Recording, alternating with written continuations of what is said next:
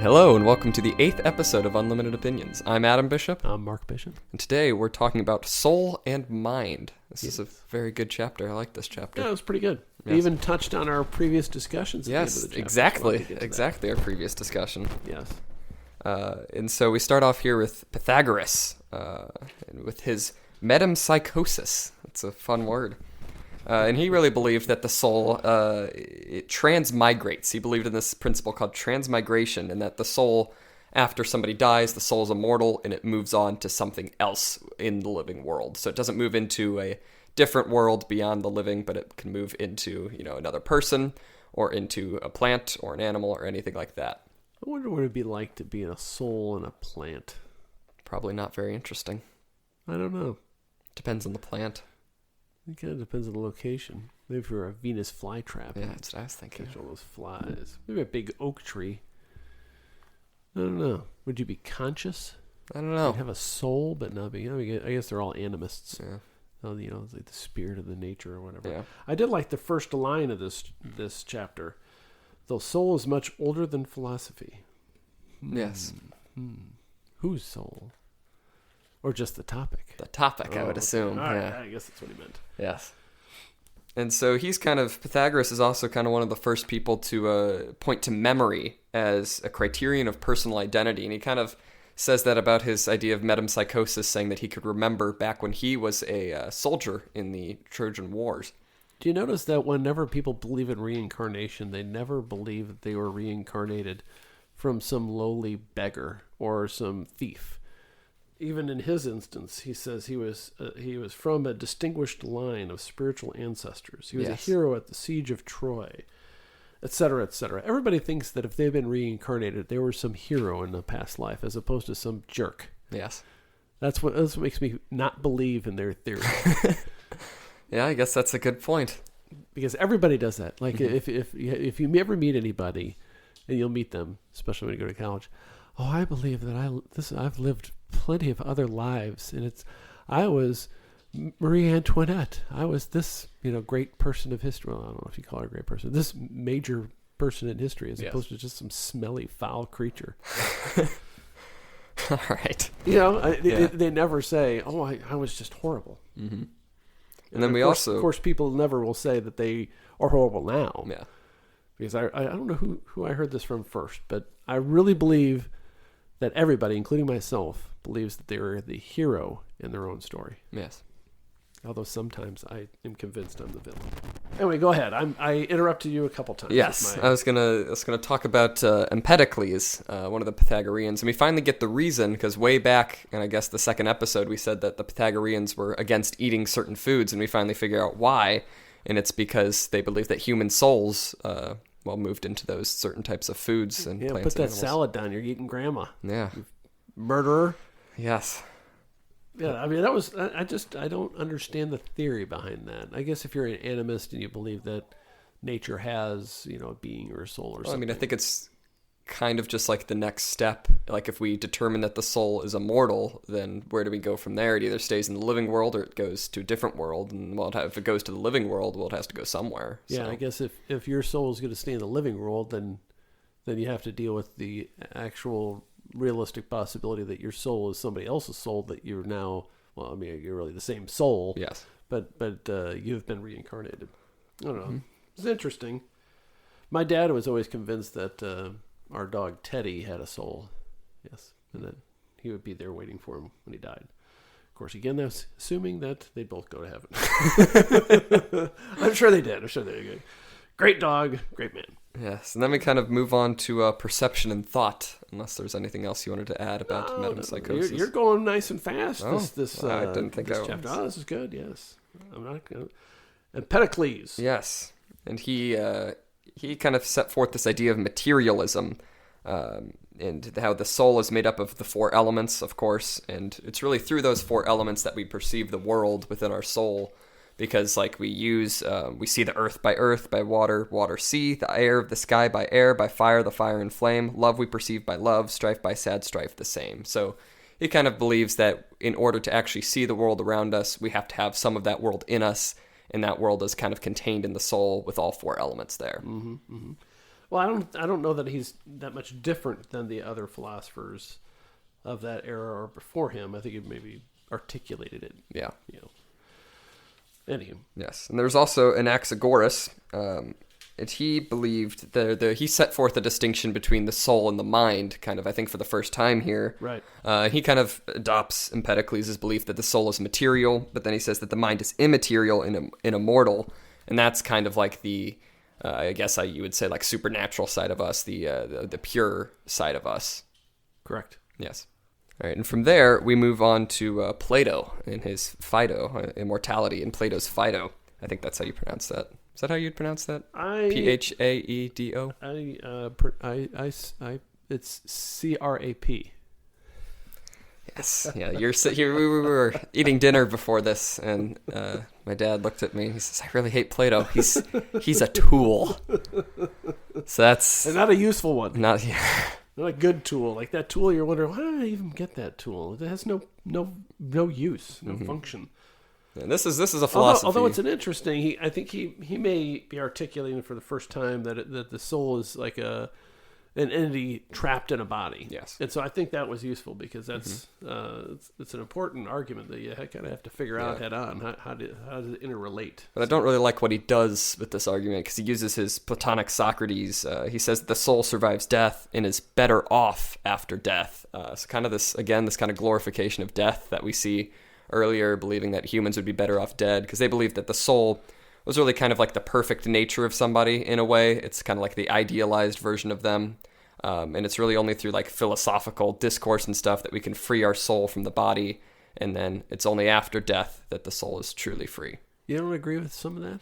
I mean, I don't think we're better off dead.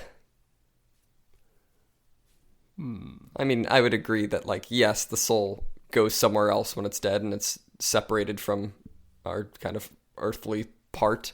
And I think it's good that it does that, but it should not be so... So you don't view it as this sweet release of death? No, I don't think that's a good view for most people to have. I don't know. I mean, I guess it depends on how much suffering you have in your life. Yes. But, I mean, if it means that you're going to be with God, it has a certain amount of... I mean, there's a lot of people that believe that. Yeah. A lot of people believe, and when you go to a funeral and people say, oh, they're in a better place now, or they're not suffering anymore now. It's all that same part. And I think that's that part of it is a good ideal to have, to not like be overly grieving after someone's death, to recognize that their soul has moved on somewhere, but we should not be in a hurry to die. I kind of agree with that. Yeah. Yeah. Oh, yeah. I don't think it's a justification for suicide. Yeah. Right. It's a dangerous. Yes. It's a dangerous argument. border. Yeah. Right. And I think that's why, more than anything else, I think suicide is a sin.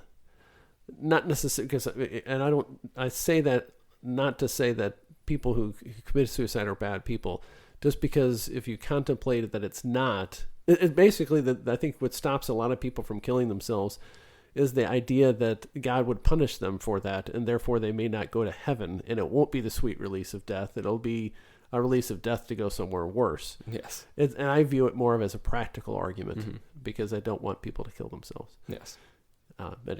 Yes. Sorry. Well, he kind of sets this principle in kind of like three main points, and he says that, well, death comes from life. So then, by example of other things that he shows, he kind of uses a bunch of examples that if death comes from life, then life must also come from death. And he kind of uses a bunch of other worldly things here. Kind of like the argument of the opposites. Yes, so opposites. The same kind of thing that he talked about before, that something can't come from nothing. So if death comes from life, then life must come from death. And he uses I don't think that follows. I think you can just have death. Yeah. I don't... He uses sleep as an example. He says if you go to sleep, you must have been awake, and then if you wake up, you must have been asleep. So he kind of uses that same principle for... What if somebody kills you while you're in your sleep, though? That's what I was thinking. Because you're already asleep. Now you're really asleep. Yes. You're double asleep. you're double whammy. So anyway. And then and he also has the memories argument that we must have had some sort of pre-existence because you remember stuff. But he also kind of does almost set up a principle of like natural law in a way, because he says that we kind of using the idea of the ideas capital I, Plato's idea, because he says that knowledge is a recollection, and that then that recollection involves pre-existence. And so in order to have an idea of like perfect equality, we would have to have like that knowledge given to us. And so he kind of says that we get that knowledge before birth, basically, and that's kind of ingrained in all of us, which kind of predicates the idea of natural law. Yeah, I don't buy any of that. You don't think we have any sort of natural law? I think there is a natural law, but Yes. I don't think that it is put in us before those concepts, like he talks about equality, like two measurement of two fluids or something. I only know of the concept of there is no true equality, because you're not going to be able to figure out how many atoms are in this one as opposed to that one. It just appears very similar to the concept of equality that has been put in you as an ideal in some otherworldly plane. So I don't really think that's compelling, but I do tend to agree with the argument that your soul is kind of in a way staggering through life like a drunkard. Yes. Like a drunken haze, and that the more you get in tune with your mind and soul through thought and prayer, you can kind of cut through the physical world and all the things that restrict your ability to reason. Yeah, that's his last and third point about the soul. He kind of brings up the concepts of dissolubility and indissolubility, and that when our soul is with us here, it's kind of not perfect. But then, as we're purified by philosophy, once we die, our soul can go to a place of invisible bliss. Sounds good. Yes. Don't you just want to be in invisible bliss? What if it smells there? Well, it's not visible, but what if it has an odor? Would it have a good odor? Well, if it's bliss, it must be a good odor. Odor. Odor, yeah. It's in everything, yeah. Do you have anything else you wanted to add to that topic there? No, I think we covered that. He's getting there. I like this part of the discussion better than other stuff. Yeah, but then we move on to the anatomy of the soul, and this I kind of like about Plato in a way, until he gets really deep into his weird analogies. He kind of sets up with his ideal homoerotic love stories. Yes, it's so bizarre. I love how the author describes it, where he says, when we reach the point where we have a man and a boy and 4 horses all in bed together, the metaphor has obviously got quite out of hand. Yes. It becomes, you wonder if he's just like, he's writing this thing down and he's gotten this story going with these 2 horses pulling a chariot, and he's got these other horses and the 2 guys and the boys. And the root of, it gets in some sort of tangent. It gets in some sort of back alley, literally. The root of this analogy is in that he kind of believes that the soul could be equated to a pair of horses driving a chariot. One of the horses is good and the other is bad, and the good horse is trying to pull the chariot up, the bad horse is trying to pull it down, and then somehow it ends up with a man and a boy and 4 horses all in bed together, and I don't know quite how it gets there. Well, it gets there all right. Yeah, that's another thing I don't like reading about Plato, but whatever. And so he kind of sets forth that there's different parts of a soul. Did you get anything benefit from this tripartite soul? I thought it was interesting. Well, why don't you explain it to our viewer? Our viewer. We had 5 on the last one, so 5 downloads, yeah. So we're really moving. We could probably say viewers at this point. I suspect that your mom is downloading it to like 5 different devices to make us feel better. Well, the three main parts are reason, appetite, and temper. And he kind of says that, like, with these 3 things, we're always kind of pulled more towards one than other, and that's kind of how we get kind of our personality in a way. So, like, an academic person who has more reason than anything else, well, he would value people who value, learning and education more than anything. In the same way, appetite, a person who has more appetite than another person would value money, as money kind of like fuels all of that. And then temper, I didn't really kind of understand where exactly temper fits in. It seeks power, victory, and repute, and so may be called the honor-loving or ambitious part of the soul. So I think he's talking about like your temperament. Yeah. No, not like angry temper, yes, but that's part of it. Yes. Yeah. I mean, it was interesting. I think it's a neat explanation for personality in that Correct. some people have more of one aspect of the soul than others. Right. It kind of reminds me of the recent movie I watched, Soul. Yes, we were going to talk about that. It was a good little movie. It was a great movie. I liked it. I thought it was very life-affirming. Mm-hmm. Yes. Very good music, too. Yeah, I kind of wish, although it'd be too dark for something marketed to children, I kind of wish there was like a whole segment of that, the pre-birth world where they're giving them the personalities, where some of them were just like put off into another area where they got killed by the abortionists. That would have been an illustrative. That'd be lovely. Yeah, that'd be a little much. Yeah. Oh no, children, you get your personalities, but just go over there off that cliff. Yeah, yikes. Well, I mean, the premise of the movie was that these souls existed before the children were born, mm-hmm. and so spoilers here. That's not a spoiler. That's the premise. Oh yeah, but that's at the beginning. But there is no reference to abortion. No, I think you're or miscarriage. No. Yeah. Well, I guess that's all for the best. Yeah, pretty heavy. It's a Pixar movie. I don't think they would really pretty heavy topics. those themes. But that's what I was thinking. I was thinking, what about the kids that didn't live? It was kind of a heavy topic for a Pixar movie, though. Just kind of in general, it was a good movie. Yeah, I thought it was an interesting discussion of mm-hmm. the soul and that it pre-existed mm-hmm. your birth. Yeah, and evidently they did not believe in reincarnation. No, the Pixar people, because you get one shot through it and then you're up to the stairway to heaven. mm-hmm. Although it was an escalator. Yes, there was like a moving sidewalk. Yeah, I guess it's not an Flat, escalator. yeah. It's not flat. It was going flat. up. No, it was going up? Yeah, there was an incline. Oh, it looked like it was just flat to me. A slight incline. Yes, so it's kind of like those conveyor belt things in the airport, but ascending. Yes, that's what it was. All right, you looked at me like I'm dumb. That's how they displayed it. Anyway, where were we at? Yeah, we finished the tripartite soul. I did just want to mention that he said that justice and the soul is harmony of all three, and that's what a philosopher is. So he kind of praises himself again, saying that he's the best because he's a philosopher, so he's mastered all three parts of his soul. I understand that temptation. All right. Self-praise, because I am the hero of my story. Yes, of course you are. And only my story, though. Mm-hmm. Plato on sense perception is weird. I don't like it.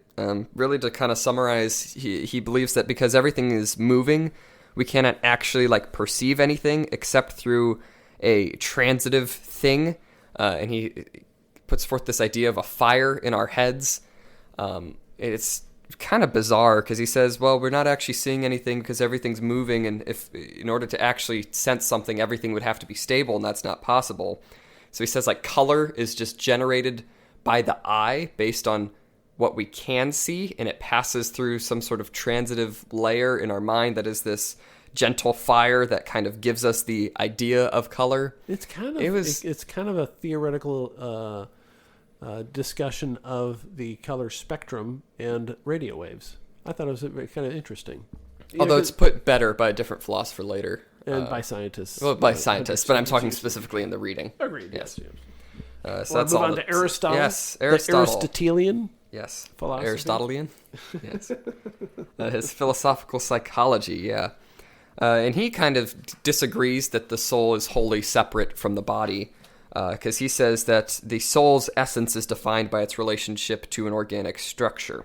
Yes. I think that's the key thing, and I think he hits the nail on the head right there. Mm-hmm. Because how does this soul interact with this physical being? Yes. Now, Plato and the materialists would say, well, the soul is part of the physical, and they talk about fire and air, as you just talked about. But he doesn't he doesn't really buy that, right? But he does believe that it is specifically connected to your organic structure, and he says that the soul is the actuality of a body that has life. So it's really what it means to be that thing. So he says that every living thing does have a soul, and every living thing is kind of, in a way, controlled by its soul, in that it is what it actually is. It's linked to its body, but it's not just the body itself. Do you think that every living thing has a soul? Or just humans? What about gorillas? I don't know. Primates? Dogs? I'm not entirely sure. Dolphins or whales? Because I know the Catholic belief is that, yes, everything has a soul that is living. Is that right? Mm-hmm. That's what I've been taught. Really? Yeah. But it's that they don't go to heaven, of course. Why not? Well, because they're lesser souls. They don't have intellect and free will. Yeah, I forgot about that. Yeah. It's because our soul is unique is because we have intellect and free will, and animals and plants don't have that. So really they're defining it as soul without a soul. I think it's almost like soul is defined as life, really. Yes. I think. And I think it kind of agrees with Aristotle's definition. It's actuality of what it is. Yeah. Because he also sets forth a hierarchy of souls, and it's based on the abilities of the organism. So he kind of puts like plants at the lowest because they can just reproduce and grow. Then animals are next because, well, they can, move around. They have movement. They have some amount of limited choice in a way. Correct. And then humans are at the top, of course, because, we have the ability to learn and everything. Yes. I think I agree with him there. I don't know if I think that those are souls, though. I guess it depends on how you define soul. I think the soul is something that is immortal in a sense. Yeah. Well, I don't know. Maybe does God end souls? No, I don't think so. I don't think so either. Because we when we die, I believe that we go somewhere permanently, whether it's heaven or hell, and that's it forever. So we're never destroyed. So, like dogs, if they have a soul, they're just gone. I don't know. I don't like that either. Well, I kind of think like they're such little personalities. Yeah, I mean, for the things that like, if God put something on Earth specifically for us to be happy, I don't think it would make sense for him to take those things away from us once we're like in eternal happiness. You think that God put stuff on Earth just to make us happy? No, but I think the things that are on Earth definitely do make us happy, like dogs. I think in heaven there are dogs.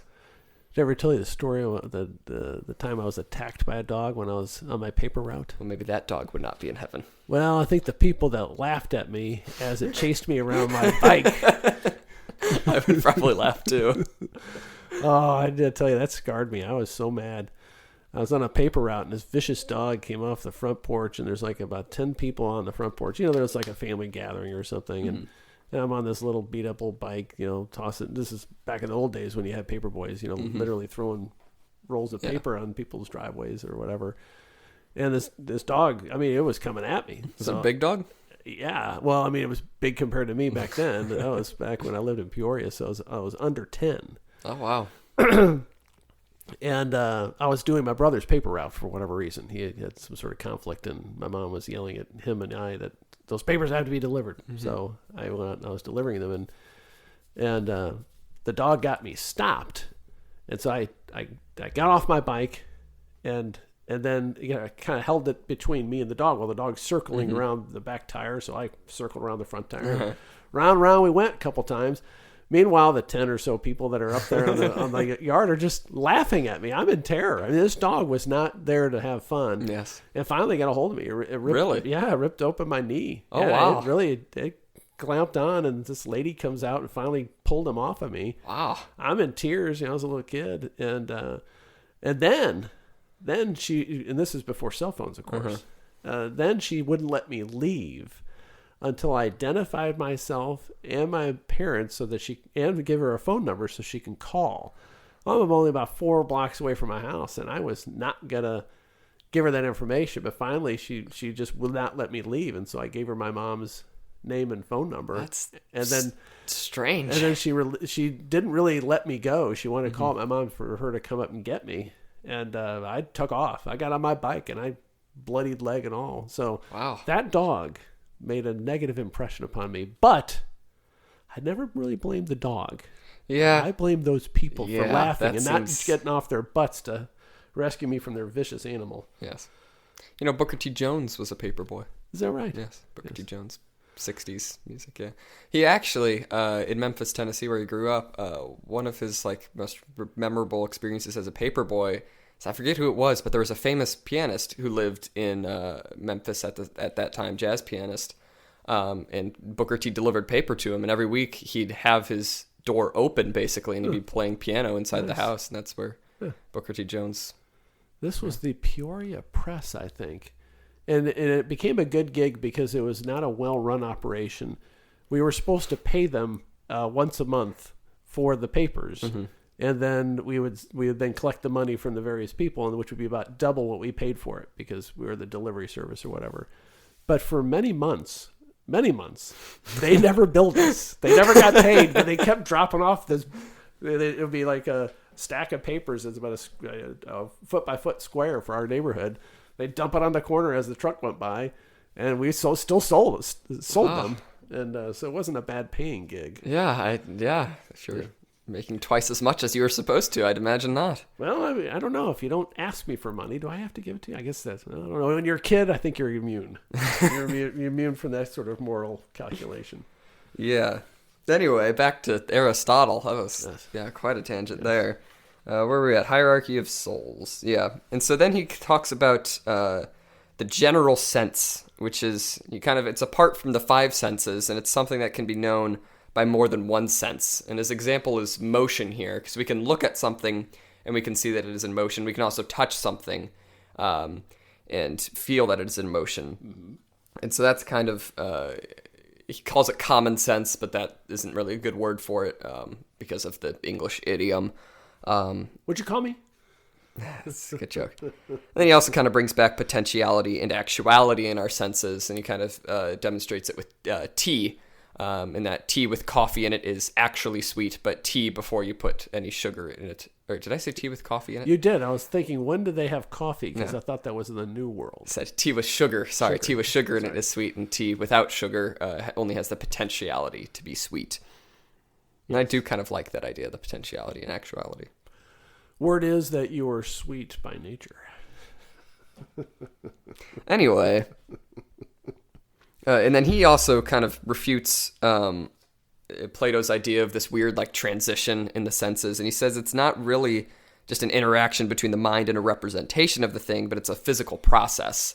Right. And he's kind of one of the first to kind of say that because he was really big on science and everything. He was a biologist and everything. So he says, well, it's not just this weird illusion between moving and the fire in our brains, but it's actually a physical process that we can go through to determine this. And I think that's a very big step for them to actually say, well, no, it's not just this imaginary element that's in our brains. It's something that we can actually do.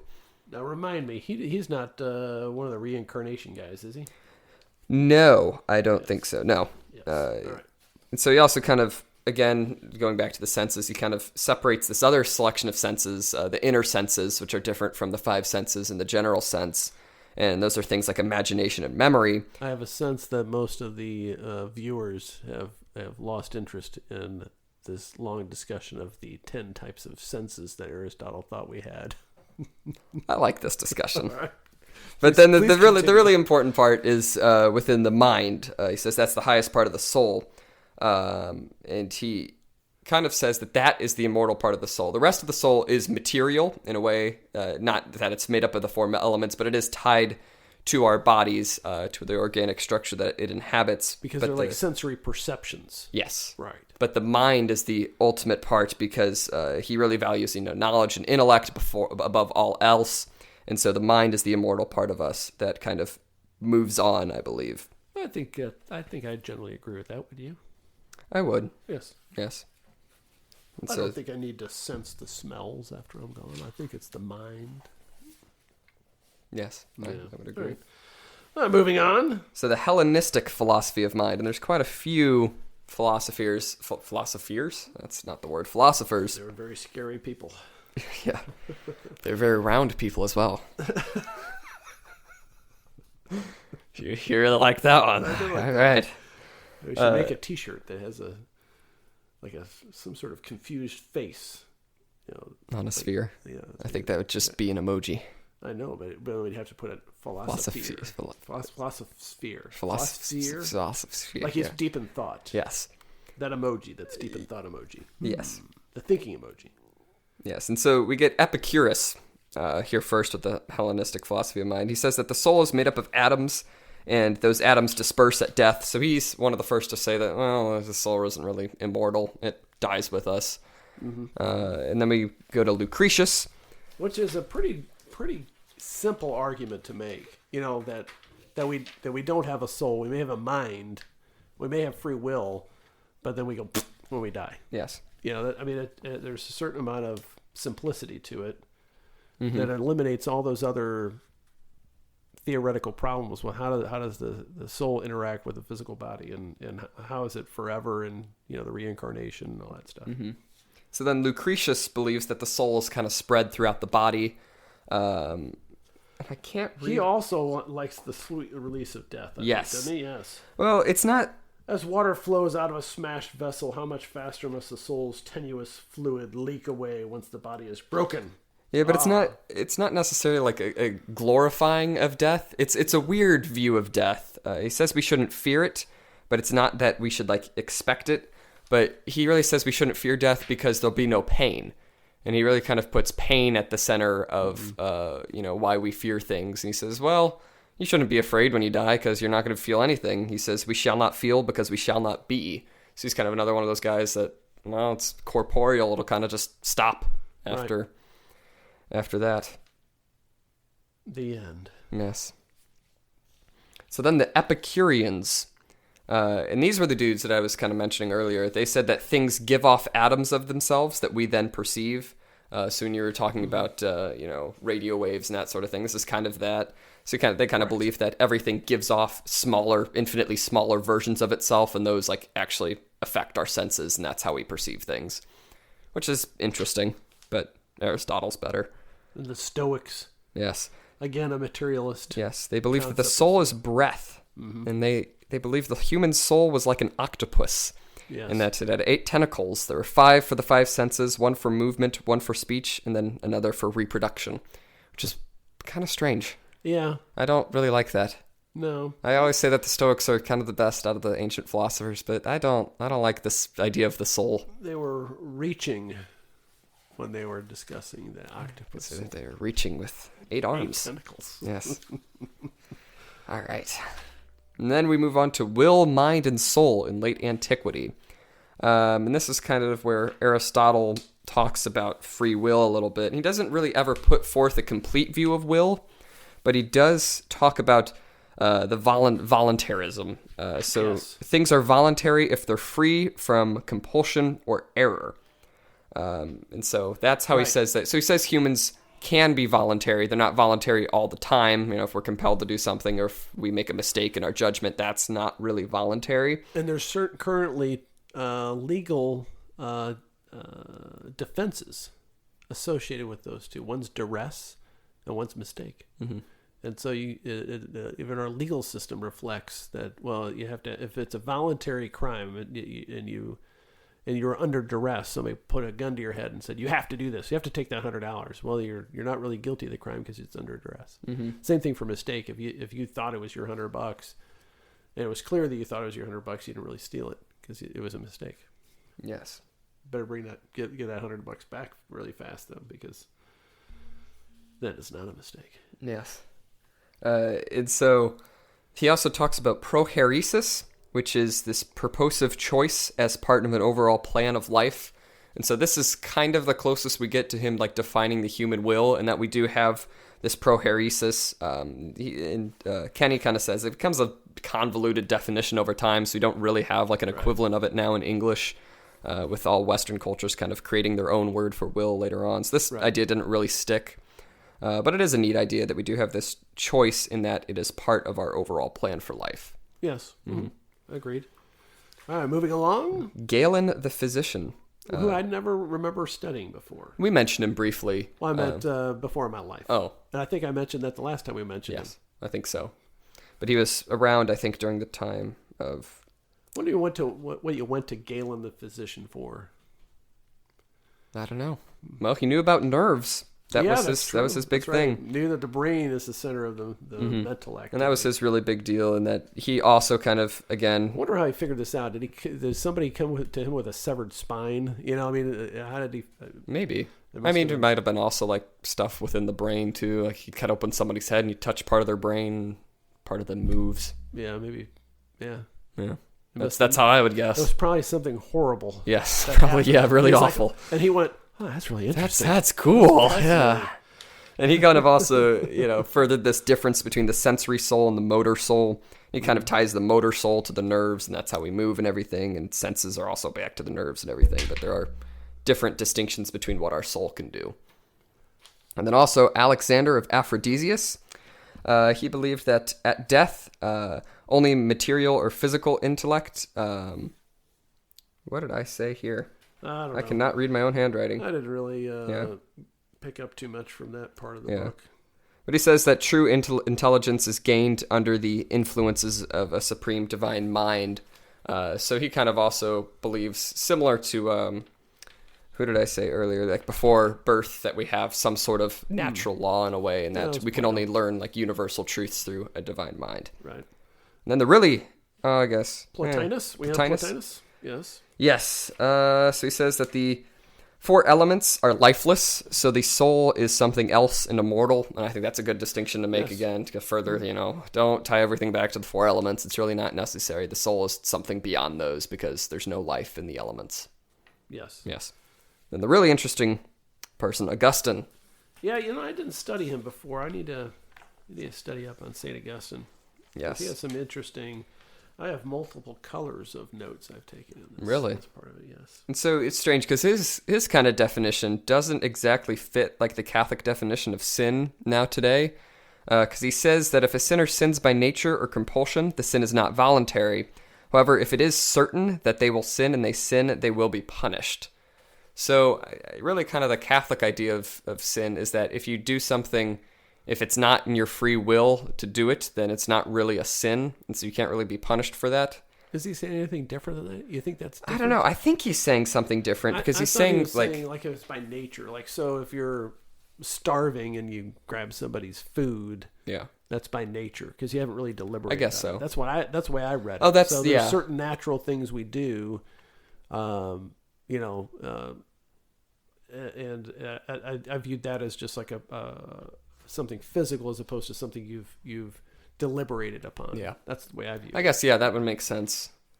And he says that the soul is doing what it wants, and what it wants is basically the nature of the soul. So then we get into his discussion of free will and God knowing everything, which is just about the exact same discussion that we had for the last 2 weeks. Yes, yeah. And I think he has convinced me that God can know it and he can still have free will. That's interesting because these are the exact same points that I made. You didn't make them very well. Yes, that's true. I'll accept that. But these are the exact points that I was trying to make. I think I made that argument for you last week. Well, we didn't talk about it last week. We kind of glossed over it last week. It was the 2 weeks before that. Oh, but he sets up the problem in that first, God foreknew that Adam was going to sin. Second, if God foreknew that Adam was going to sin, necessarily Adam was going to sin. Thirdly, if Adam was necessarily going to sin, then Adam sinned necessarily, which I don't really know why you have to distinguish that. But then he says because that means he had to. Okay.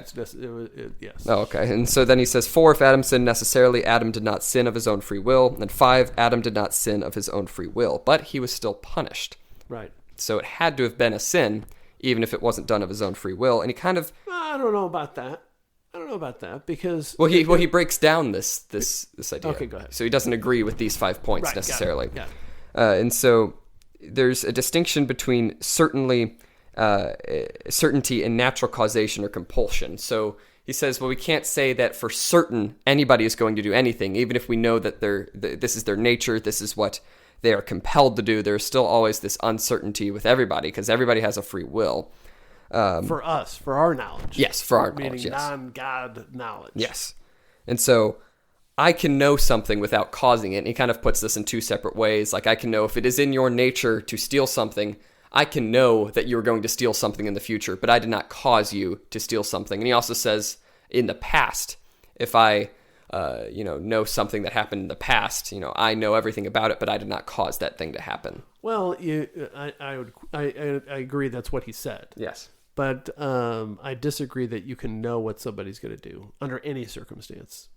Yes, but I think he's kind of using us as in place of God in this instance, in that knowing the future and that sort of thing. Yes, but we don't know now. Yes, I don't know what you're going to do when this podcast is done. But you can know the likelihood of me. I know it's very likely that you're going to edit it and then post it or whatever you got to do. That magic that you do. Yes, but you could just say this was horrible and delete it. I could. That's a possibility. I don't know.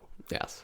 I don't know with absolute certainty like God would know with absolute certainty of the future, if he can know the future. Mm-hmm. And so his other point about this kind of 5-step conclusion is that necessarily must be taken in different ways for the conclusion to actually work. Yes. Is this where he finally convinced you? Or did he convince you in a different way? No, I think well, maybe that's what it was. The discussion of just knowing something is going to happen doesn't mean that the person didn't have the free will to choose otherwise. The knowledge of what will happen in the future does not mean the person who chose to do something in the future did not have independent agency. Yes. Right. And so he says for the second and third point here, necessarily must be taken as certainly in order for things to work. So if God foreknew that Adam was going to sin, certainly Adam was going to sin. And if Adam was certainly going to sin, then Adam sinned certainly. But then it has to be taken in a different way for number 4 as under compulsion. So if Adam sinned under compulsion, Adam did not sin of his own free will, but under compulsion doesn't work for the other two, and certainly doesn't really work for that fourth one. So that's where he kind of says, well, we're kind of twisting the use of necessarily here, and so we really kind of have to look at it in a different way. We can't really use that same word over and over again because we're giving it 2 different meanings within this same conclusion. Yes, but I still don't know that I believe that God knows the future. Well, didn't you say that he kind of convinced you? Well, maybe not that God knows the future, but he convinced you that... It convinced me that just the fact that God would know the future does not mean that it necessarily is true that we don't have free will. Yes. So that I get. I can see that. Mm-hmm. But I don't know that I agree that God knows the future. Well, I believe that. I don't know if I should believe it. I mean... Why do we... It's just because you say God's outside of time, so you think he knows everything. No, it's not just that. I think that's necessary for him to know everything. Like, it's not the other way around. In order for God to know everything, he has to be outside of time, in a way.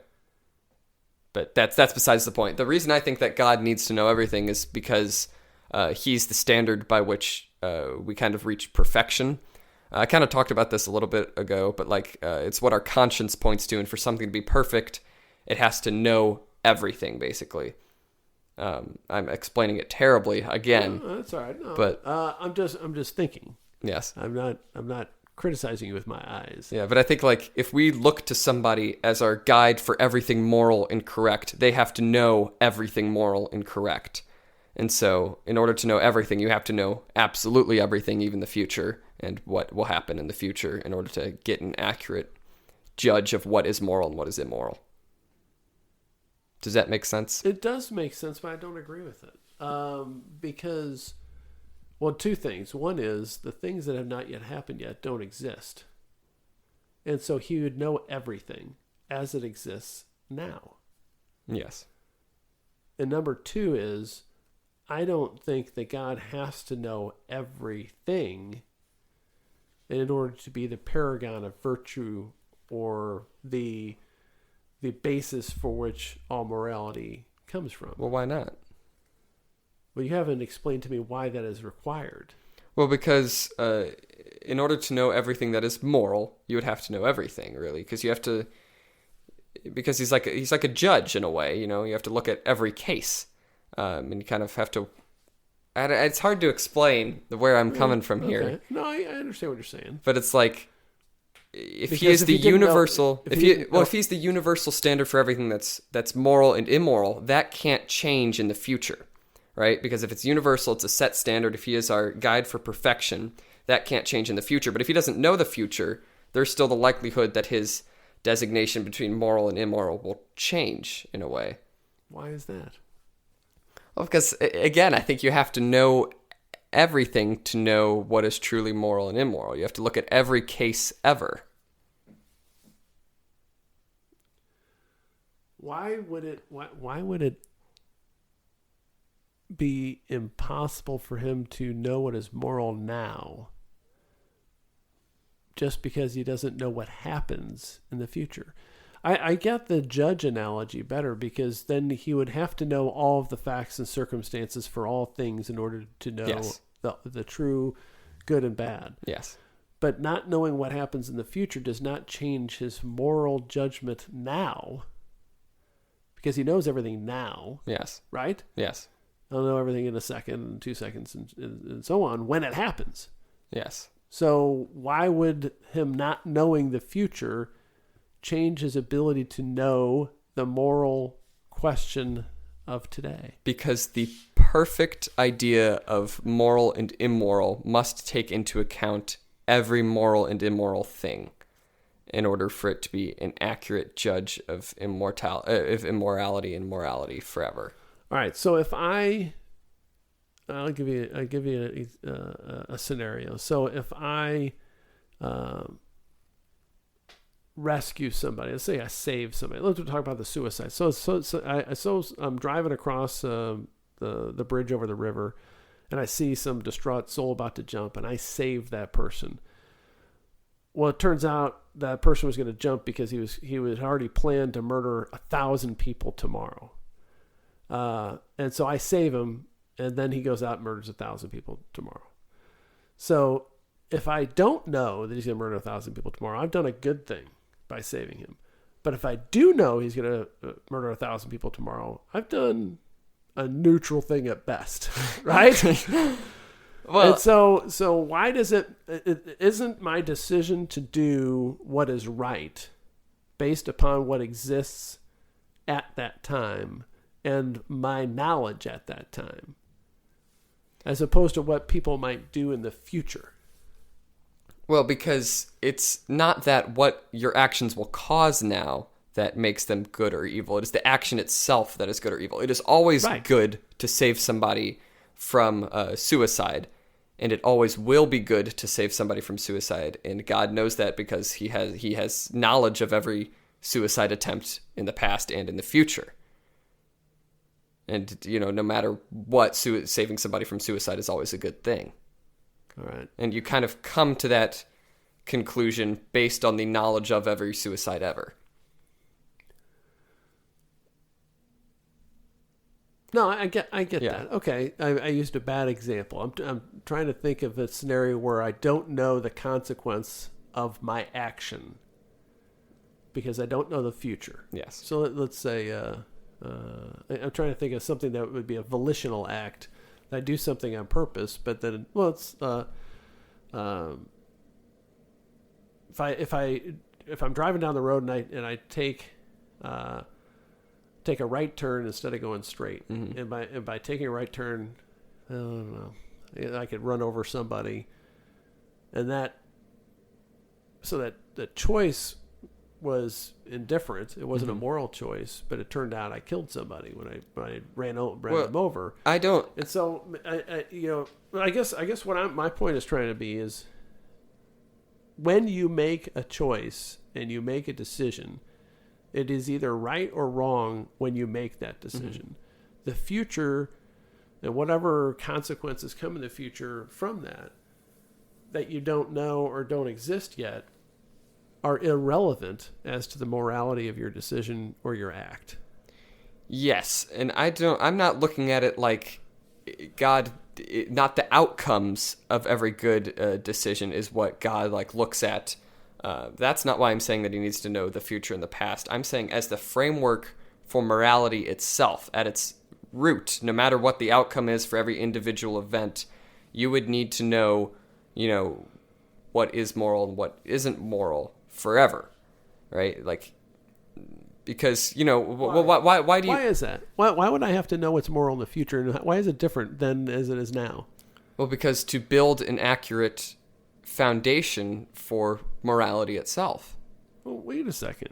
Why does God have to know everything in order to have a moral foundation for life? Well, if God doesn't know everything, then how do we know that is the proper moral foundation? Well, that's a good question. Yeah. But how do we know that just because... Well, let's say he knows everything. All right, let's flip this around. Mm-hmm. So the creator, yes, that we think is God, is actually Satan. Mm-hmm. Okay, so Satan loves chaos, and he loves messing with people. He loves punishing people. We're playthings, and that's the creator. Mm-hmm.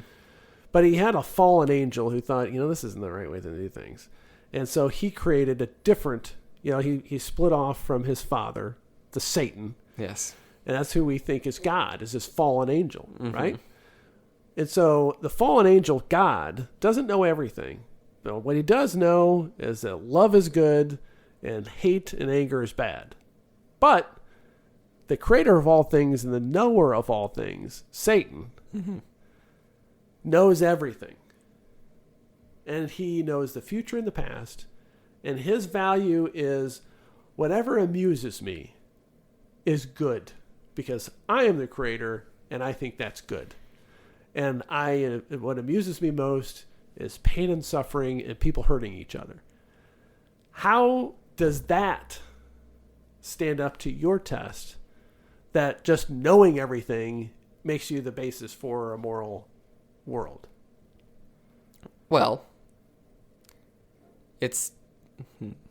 Just because you know what's going to happen not that doesn't make you good. Yes, but it's not that God knowing everything makes him God. It's what makes his concept of right and wrong stand up, because... That's not true. That is just not true. I'm trying to think how to put my just put my creating thoughts the here. world and just knowing everything doesn't make it good and doesn't make it right. Well, we kind of have to operate under the assumption that God does want what's right. Why? Why do we have to assume that? I don't assume that. Well, It doesn't have to be that way. The creator doesn't have to be good. yeah. Let's ponder that. Trying to I think. think we'll just leave that as a. Yeah, as I'm trying to organize, because I think every time I try to Well, put the next section is ethics, isn't yes, it? ethics, and then That's God. That's a great segue Yes. into next month, and you'll think on that for a week. Yeah. Because the mere knowledge of what is does not make because you moral. it's not just the knowledge that makes it moral. Yeah, I had the thought, but it's like, because it's not just his. There's he needs. I see a light bulb going on. Yes, there's something within God that gives him the ability to discern between right and wrong. But in order to discern from right and wrong, he needs the knowledge of every event that happens. Right? Because he has that knowledge. I'll have to think about this a I get little that bit more. argument. I get it. Yes. But what we're talking about now is just knowing that stuff doesn't make him right. No, and I don't think that's true. I disagree with that. What? That just knowing everything makes you right. Because you can know everything and still... Be wrong. Yes. That's right. Yes. That's never what I meant to... I know, but phrase. you're got bogged down by saying the only way he can be the all-encompassing good is if he knows everything. Yes. Well, why is that? You haven't articulated why he needs that to be good, and so I flipped it on the backside, which is, all right, let's say he knows everything, but he's bad. I mean, I guess it'd be best to look at it like the judge analogy in order to, because if you have to look at past cases to determine, cases up to this point based on, precedent and everything. And I think if we have a universal good and evil, then that universal good has to be based on the universality of every case ever. I tend to agree with that, but there's a lot of bad judges. Yes. Well, then I think it's not really in what makes God good in his just knowledge itself. And I think we'll talk about that in maybe the next chapter. Ethics. Chapter So it's a good segue. I'm telling you, it's a good lead-off point. We're going to think long and hard about ethics between now and then. Yes. And then we will bow down before our creator, Satan. Just joking. Just joking. A little dark humor there. Yes. It's a discussion of what is possible theoretically. Yes. Well, I've been Adam Bishop. I'm still Mark Bishop. And this has been Unlimited Opinions.